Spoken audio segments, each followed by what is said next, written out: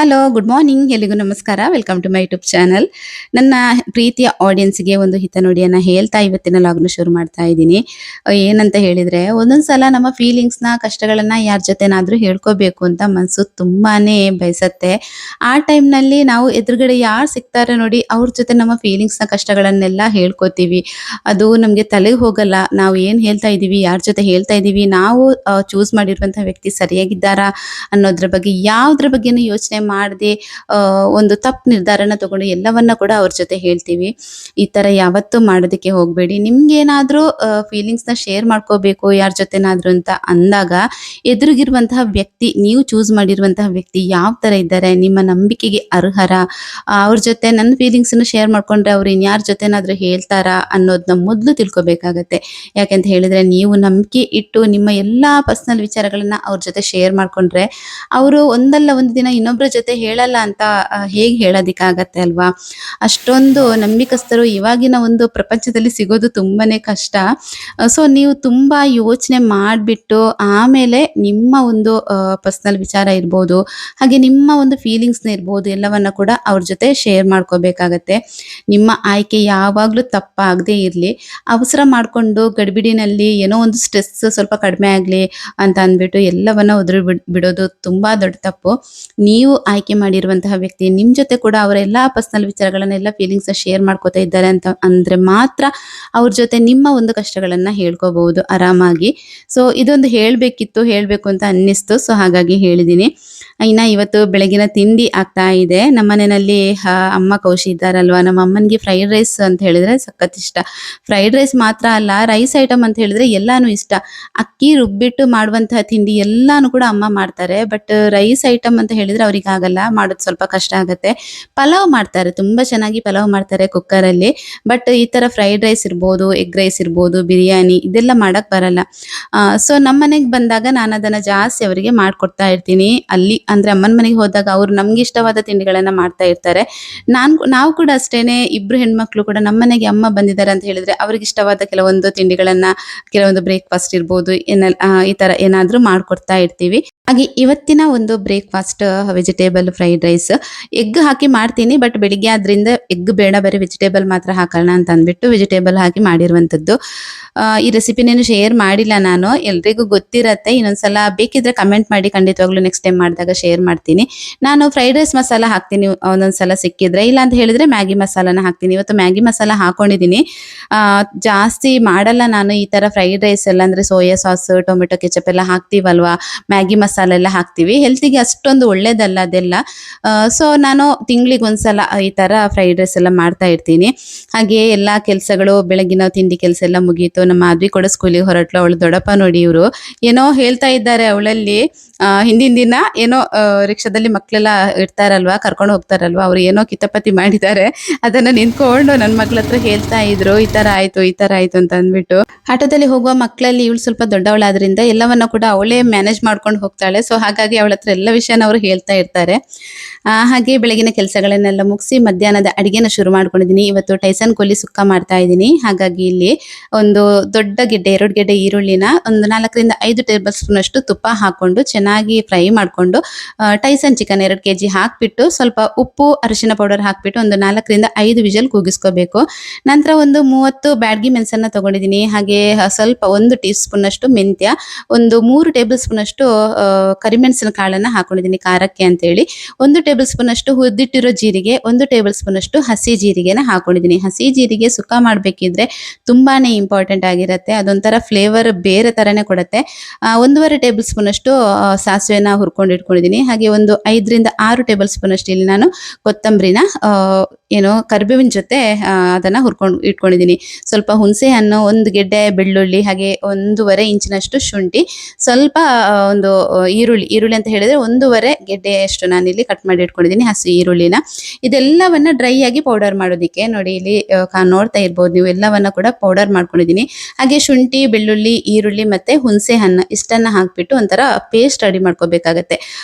Dry powder ಬೇರೆ, ಈ paste ಬೇರೆ, ಈ ತರ ಎರಡೆರಡು ರೀತಿ ರೆಡಿ ಮಾಡಿ ಇಟ್ಕೋಬೇಕಾಗತ್ತೆ. ಇದನ್ನ ಹಾಕ್ಬಿಟ್ಟು ಸುಕ್ಕ ಮಾಡುವಂಥದ್ದು. ಹಾಗೆ ಒಂದು ತೆಂಗಿನ ತುರಿ, ಸ್ವಲ್ಪ ಚಿಕ್ಕ ತೆಂಗಿನ ತುರಿನ, ಆ ತೆಂಗಿನಕಾಯಿನ ಹಾಕೊಂಡಿದ್ದೀನಿ. ಚಿಕ್ಕ ತೆಂಗಿನಕಾಯಿ ಫುಲ್ ಹಾಕೊಂಡಿದ್ದೀನಿ. ದೊಡ್ಡ ತೆಂಗಿನಕಾಯಿ ಆದರೆ ಅರ್ಧ ಭಾಗ ಸಾಕಾಗತ್ತೆ, ಚಿಕ್ಕ ತೆಂಗಿನಕಾಯಿ ಆದ್ರಿಂದ ಫುಲ್ ಹಾಕೊಂಡು ಚೆನ್ನಾಗಿ ಅದನ್ನು ಹುರ್ಕೊಂಡು ಇಟ್ಕೊಂಡಿದ್ದೀನಿ. ಅಂದರೆ ತುಂಬ ಬ್ರೌನ್ ಕಲರ್ ಬರೋದು ಬೇಡ, ಸುಕ್ಕ ಚೆನ್ನಾಗಾಗಲ್ಲ. ಸ್ವಲ್ಪ ಲೈಟ್ ಆಗಿ ಸ್ವಲ್ಪ ಹಸಿ ಹಸಿಯಾಗಿದ್ರೇನೆ ಚಂದ. ಸೊ ಹಾಗೆ ಇಲ್ಲಿ ಇವಾಗ ಈ ಸೈಡಲ್ಲಿ ಏನು ಚಿಕನ್ ಕೂಡ ಬೆಂದಿದೆ, ತುಂಬ ಚೆನ್ನಾಗಿ ಚಿಕನ್ ಕೂಡ ಬೆಂದಿತ್ತು. ಇನ್ನೊಂದು ಬಾಣಲೆಗೆ ನಾನು ಅದನ್ನು ಟ್ರಾನ್ಸ್ಫರ್ ಮಾಡಿಬಿಟ್ಟು ನಾನು ಮಾಡಿಟ್ಟಂಥ ಪೇಸ್ಟ್ನ ಮೊದಲು ಹಾಕ್ತಾ ಇದ್ದೀನಿ. ಪೇಸ್ಟ್ನ ಹಾಕ್ಬಿಟ್ಟು ಚೆನ್ನಾಗಿ ಇದನ್ನು ಮಿಕ್ಸ್ ಮಾಡ್ತಾ ಇದ್ದೀನಿ. ನಾನು ಅಂದರೆ ನೀರು ತುಂಬ ಬಿಡತ್ತಲ್ವ ಚಿಕನ್, ಆ ನೀರನ್ನೇನು ತೆಗೆಯೋದಕ್ಕೆ ಹೋಗಿಲ್ಲ, ಅದಕ್ಕೆ ಮಸಾಲ ಮಿಕ್ಸ್ ಮಾಡ್ತಾ ಇದ್ದೀನಿ. ಇಲ್ಲಿ ಪೇಸ್ಟ್ ಹಾಕಿದ ಕೂಡಲೇ ಇಲ್ಲಿ ನಾನು ಪೌಡರ್ ಮಾಡಿ ಇಟ್ಕೊಂಡಿದ್ದೆ ಅಲ್ವಾ, ಅದನ್ನು ಕೂಡ ಹಾಕ್ತಾ ಇದ್ದೀನಿ. ಸೊ ಎಲ್ಲವನ್ನ ಹಾಕಿ ಉಪ್ಪು ಸ್ವಲ್ಪ ಕಡಿಮೆ ಇದ್ದರೆ ಹಾಕಿಬಿಟ್ಟು ಚೆನ್ನಾಗಿ ಒಂದು 10 to 15 ಮಿನಿಟ್ಸ್ ಇದನ್ನು ಹಾಗೆ ಲೋ ಫ್ಲೇಮಲ್ಲಿ ಇಟ್ಕೊಂಡು ಮಗ್ಸ್ತಾ ಇರಬೇಕು. ಇಲ್ಲ ಅಂತ ಹೇಳಿದ್ರೆ ತಳ ಹಿಡಿಯುತ್ತೆ, ಮಗ್ಸ್ತಾ ಇರಬೇಕಾಗತ್ತೆ. ಟೈಸನ್ ಚಿಕನ್ ಅಲ್ವಾ, ಏನು ಅದು ಅಂದರೆ ಆಚೆ ಈಚೆ ಆಗಲ್ಲ, ತುಂಬ ಚೆನ್ನಾಗಿರುತ್ತೆ. ಸೊ ನಂತರ ಇದಕ್ಕೆ ನಾನು ರೆಡಿ ಮಾಡಿ ಇಟ್ಕೊಂಡಿರುವಂಥ ಕಾಯಿ ತುರಿ ಹಾಕಿಬಿಟ್ಟು ಮೇಲ್ಗಡೆ ಸ್ವಲ್ಪ ಕೊತ್ತಂಬರಿ ಸೊಪ್ಪು ಹಾಕಿ ಚೆನ್ನಾಗಿ ಮಿಕ್ಸ್ ಮಾಡಿಕೊಂಡ್ರೆ ಸೂಪರ್ ಟೇಸ್ಟಿಯಾಗಿರುವಂತಹ ಟೈಸನ್ ಚಿಕನ್ ಸುಕ್ಕ ರೆಡಿ ಆಗುತ್ತೆ. ಫಂಕ್ಷನ್ಗೆಲ್ಲ ನಮ್ಮ ಸೈಡಲ್ಲಿ ಇದನ್ನೇ ಜಾಸ್ತಿ ಮಾಡ್ತಾರೆ. ಬಾಯ್ಲರ್ ಚಿಕನ್ ಮಾಡಲ್ಲ, ಅದು ಅಂದರೆ ಬೋನ್ ಬೇರೆ ಮಾಂಸ ಬೇರೆ ಆಗುತ್ತೆ ಅಂತ ಅಂದ್ಬಿಟ್ಟು ಅದನ್ನು ಸುಕ್ಕ ಎಲ್ಲ ಮಾಡಲ್ಲ. ಟೈಸನ್ ಚಿಕನ್ ತಂದು ಸುಕ್ಕ ಮಾಡ್ತೀವಿ. ಟೈಮ್ ಇವಾಗ ಮಧ್ಯಾಹ್ನ 1 ಗಂಟೆ ಆಗ್ತಾ ಬಂತು. ಅಡುಗೆ ಕೆಲಸ ಎಲ್ಲ ಮುಗಿಸಿ ಫ್ರೆಶ್ ಅಪ್ ಆಗಿಬಿಟ್ಟು ಬಂದು ಇವಾಗ ವೀಡಿಯೋನ ಶುರು ಮಾಡ್ಕೊಂಡಿದ್ದೀನಿ. ಇವತ್ತು ಸ್ಯಾಟರ್ಡೆ, ಇವತ್ತಿನ ಸ್ಪೆಷಲ್ ಏನಂತ ಹೇಳಿದರೆ ಚಿಕನ್ ಸುಕ್ಕ.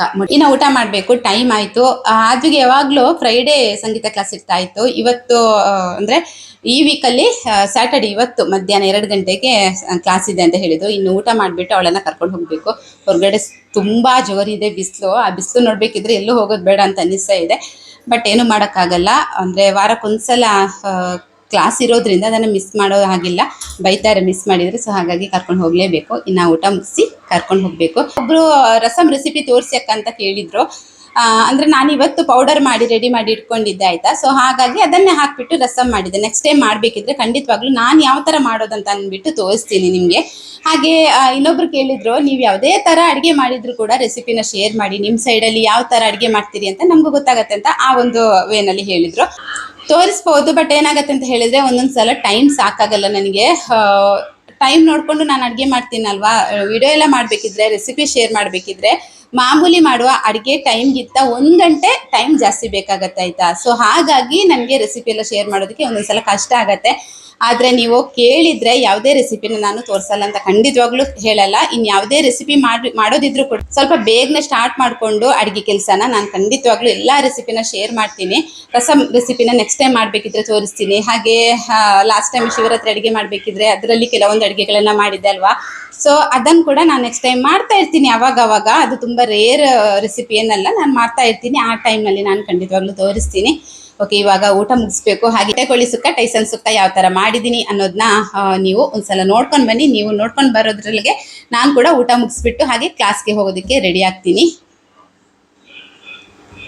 ಓಕೆ, ಇವಾಗ ಊಟ ಮುಗಿಸ್ಬೇಕು. ನಾನು ಊಟ ಮುಗಿಸ್ಕೊಂಡು ಬರ್ತೀನಿ. ಹಾಗೆ ಚಿಕನ್ ಸುಕ್ಕ ಯಾವ ಥರ ಮಾಡಿದ್ದೀನಿ ಅಂತ ನಾನು ಇನ್ ಡೀಟೇಲ್ ಆಗಿ ಓಕೆ, ಹಾಗಾದರೆ ನಾನು ಊಟ ಮುಗಿಸ್ಕೊಂಡು ಬರ್ತೀನಿ. ನಾನು ಊಟ ಮುಗಿಸೋದ್ರೊಳಗೆ ನಾನು ಚಿಕನ್ ರೆಸಿಪಿನ ಯಾವ ಥರ ಮಾಡಿದ್ದೀನಿ ಅಂತ ರೆಸಿಪಿನ ಶೇರ್ ಮಾಡ್ತೀನಿ. ಆ ರೆಸಿಪಿನ ನೋಡ್ಕೊಂಡು ಬನ್ನಿ, ನಾನು ಕೂಡ ಊಟ ಮುಗಿಸ್ಕೊಂಡು ಬರ್ತೀನಿ. ಹಾಗೆ ಆದ್ವಿನ ಊಟ ಎಲ್ಲ ಮುಗಿಸಿ ಆದ್ವಿನ ಕೂಡ ಕ್ಲಾಸ್ಗೆ ಕರ್ಕೊಂಡು ಬಂದೆ. ನಾವು ಬರಬೇಕಿದ್ರೆ ಅಲ್ಲಿ ಫ್ಲೂಟ್ ಕ್ಲಾಸ್ ನಡೀತಾ ಇತ್ತು. ಇವಳದು ಸಂಗೀತ ಅಂದರೆ ಹಿಂದೂಸ್ತಾನಿ ಸಂಗೀತ ಇವಳು ಕಲಿತಾ ಇರುವಂಥದ್ದು. ಇವಳ ಸರ್ ಬಂದಿರಲಿಲ್ಲ, ಇವರು ಫ್ಲೂಟ್ ಕ್ಲಾಸ್ ಮಾಡ್ತಾರೆ. ಫ್ಲೂಟ್ ಎಲ್ಲ ತುಂಬ ಚೆನ್ನಾಗಿ ಕಲಿಸ್ತಾರೆ ಇವರು. ಇವರ ಕ್ಲಾಸ್ ಎಲ್ಲ ಆದ ನಂತರ ನಮ್ಮ ಒಂದು ಮಕ್ಕಳ ಕ್ಲಾಸ್ ಸ್ಟಾರ್ಟ್ ಆಗುತ್ತೆ. ತುಂಬ ಚೆನ್ನಾಗಿ ಮಕ್ಕಳು ಕಲಿತಾ ಇದ್ರು.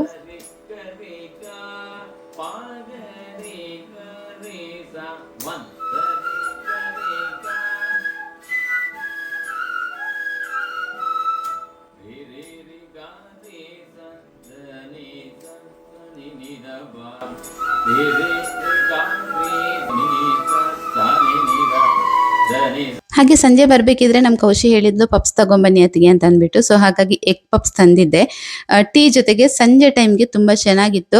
ಬಟ್ ನನಗೆ ಯಾಕೋ ಅಷ್ಟೊಂದು ಇಷ್ಟ ಆಗಲ್ಲ ಪಪ್ಸ್. ಯಾಕೆಂತ ಹೇಳಿದರೆ ಅದರೊಳಗಡೆ ಮಸಾಲೆ ತುಂಬ ಕಡಿಮೆ ಹಾಕಿರ್ತಾರಲ್ವಾ, ಸ್ವಲ್ಪ ಜಾಸ್ತಿ ಹಾಕೊಂಡ್ರೆ ಏನಂತ ಅನ್ಸುತ್ತೆ ನನಗೆ.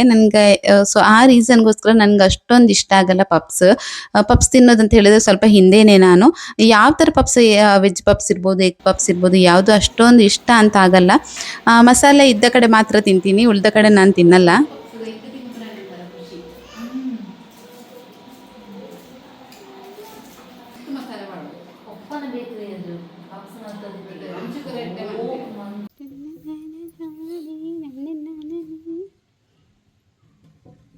ಒಂದು 2 ಚೆಂಡು ಮಲ್ಲಿಗೆ ಉಂಟು, ಅದನ್ನು ಕಟ್ತಾ ಇದ್ದಾಳೆ ಕೌಶಿ, ಕಟ್ತಾ ಇದ್ದಾಳೆ 2 ಚೆಂಡು ಮಲ್ಲಿಗೆ. ನಾಳೆ ಬೆಳಿಗ್ಗೆ ಇದನ್ನು ಮಾರಲಿಕ್ಕೆ ತಗೊಂಡು ಹೋಗೋದು, ನಾಳೆ ಬೆಳಿಗ್ಗೆ ಇದನ್ನು ಮಾರಲಿಕ್ಕೆ ತಗೊಂಡು ಹೋಗೋದು. ಅವಳನ್ನೇ ಕೊಟ್ಟು ಕಲಿಸೋದು, ಅವಳ ಹತ್ರನೇ. ಉಜಿರೆಗೆ ತಗೊಂಡೋಗಿ ಮಾರಿ ಬರಬೇಕು ಅವಳು.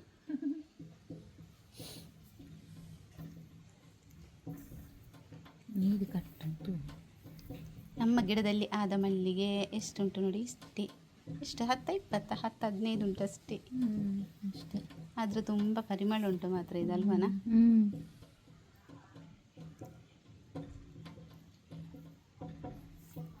₹1 ಸಿಗ್ಬೋದು ಅದಕ್ಕೆ ಅಷ್ಟೇ, ಒಂದೇ ₹1. ₹1 ಕೊಡೋರು ಯಾರು? ₹1 ಕೊಡೋರು ಯಾರು? ₹1 ಕೊಡಲಿಕ್ಕೆ ಸಹ ಇಲ್ಲ ಅದಕ್ಕೆ, ನಮಗೆ ಬೇಡ ಅಂತ ಹೇಳುವರು ತಗೊಂಡು ಹೋದರೆ. ಇವತ್ತ್ಯಾಕೋ ಮಳೆ ಬರುವಂತಹ ಲಕ್ಷಣಗಳು ಕಾಣ್ತಾ ಇದೆ. ದೂರದಿಂದ ಲೈಟಾಗಿ ಗುಡುಗು ಬರ್ತಾ ಇದೆ. ಕಂಪ್ಲೀಟ್ ಆಗಿ ಮೋಡ ಕವರ್ ಮಾಡಿದೆ ನೋಡಿ ಆಕಾಶನ. ಎಷ್ಟು ಚೆನ್ನಾಗಿ ಕಾಣಿಸ್ತಾ ಇದೆ ಅಲ್ವಾ.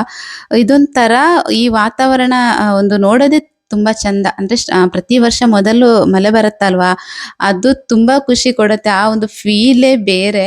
ಮತ್ತೆ ಬರ್ತಾ ಬರ್ತಾ ತುಂಬ ಮಳೆ ಬರ್ತಾ ಇರಬೇಕಿದ್ರೆ ಇದು ಯಾವಾಗ ಈ ಮಳೆ ಒಂದ್ಸಲ ಬಿಡುತ್ತೆ ಅಂತ ಅನ್ಸುತ್ತೆ. ಬಟ್ ಸ್ಟಾರ್ಟಿಂಗಲ್ಲಂತೂ ತುಂಬ ಖುಷಿ ಆಗುತ್ತೆ ಮಳೆ ಬರಬೇಕಿದ್ರೆ. ತುಂಬ ಸೆಕೆ ಆಗ್ತಾಯಿದೆ. ಒಂದೊಳ್ಳೆ ಮಳೆ ಬಂದರೆ ಸ್ವಲ್ಪ ತಂಪಾಗ್ತಿತ್ತು, ಅಷ್ಟೂ ಸೆಕೆ ಆಗ್ತಾಯಿದೆ.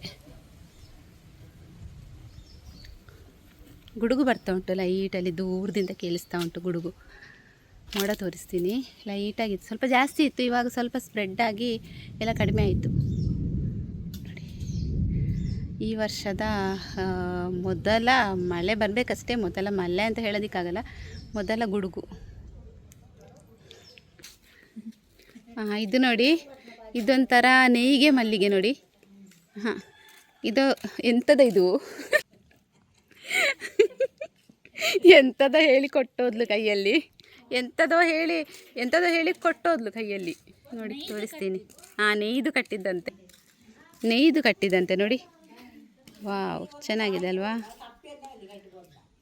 ನೇಯ್ಗೆ ನೋಡಿ ಈ ಥರ ಇದೆ. ಯಾವ ರೀತಿ ಕಟ್ಟಿದ್ದಾಳೆ ಅಂತ ಗೊತ್ತಿಲ್ಲ. ಒಂದು ಸೈಡ್ ಈ ಥರ ಬರುತ್ತೆ ನೋಡಿ ಫಿನಿಶಿಂಗು, ಇನ್ನೊಂದು ಸೈಡ್ ಈ ಥರ ಬರುತ್ತೆ. ಚೆಂದಾಗಿದೆ ಆಯಿತಾ. ಇದು ಹೇಗೆ ಕಟ್ಟೋದು ಈ ಥರ? ನನಗೆ ಸಹ ಕಲಿಸು, ನಾನು ಸಹ ಕಲಿತೀನಿ ನೋಡಿ. ಎರಡೂ ಸೈಡ್ ಎಷ್ಟು ಚೆನ್ನಾಗಿ ಕಾಣಿಸುತ್ತೆ ನೋಡಿ. ಫಸ್ಟ್ ಟೈಮ್ ನೋಡೋದು ನಾನು ನೋಡಿಲ್ಲ ಇಲ್ಲಿ ತನಕ. ಹಾಂ, ನಾನು ನೋಡಿಲ್ಲ, ನಾನು ಫಸ್ಟ್ ಟೈಮ್ ಕಟ್ಟೋದು. ಇವಳು ಕನ್ನಡ ಚೆನ್ನಾಗಿ ಮಾತಾಡ್ತಾಳೆ. ಅವಳ ಊರಲ್ಲಿ ಅವಳ ಅಮ್ಮನ ಜೊತೆ, ಆಮೇಲೆ ತಂಗಿ ಜೊತೆ ಎಲ್ಲ ಕನ್ನಡ ಮಾವಂದಿರ ಜೊತೆ ಎಲ್ಲ ಕನ್ನಡನೇ ಜಾಸ್ತಿ ಮಾತಾಡೋದು. ಅವಳ ಅಪ್ಪನ ಊರು ಕುಂದಾಪುರದಲ್ಲಿ ಎಲ್ಲರೂ ಕೂಡ ಅವರು ಕನ್ನಡನೇ ಮಾತಾಡೋದು.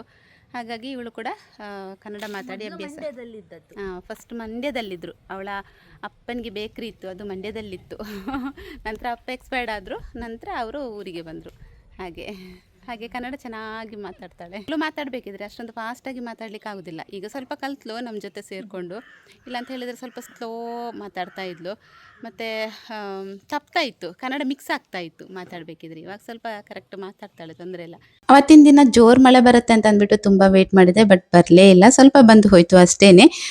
ಹಾಗೆ ಈ ವಿಡಿಯೋನ ಇಲ್ಲಿಗೆ ಏನು ಮಾಡ್ತಾ ಇದ್ದೀನಿ. ವಿಡಿಯೋ ಇಷ್ಟ ಆದರೆ ವಿಡಿಯೋಗೊಂದು ಲೈಕ್, ಶೇರ್, ಕಮೆಂಟ್ ಮಾಡೋದನ್ನು ಮಾತ್ರ ಮರಿಬೇಡಿ. ಸಿಗ್ತೀನಿ ನೆಕ್ಸ್ಟ್ ವ್ಲಾಗಲ್ಲಿ. ಅಲ್ಲಿ ತನಕ ಎಲ್ಲರೂ ಆರೋಗ್ಯವಾಗಿರಿ. ಟೇಕ್ ಕೇರ್, ಬಾಯ್.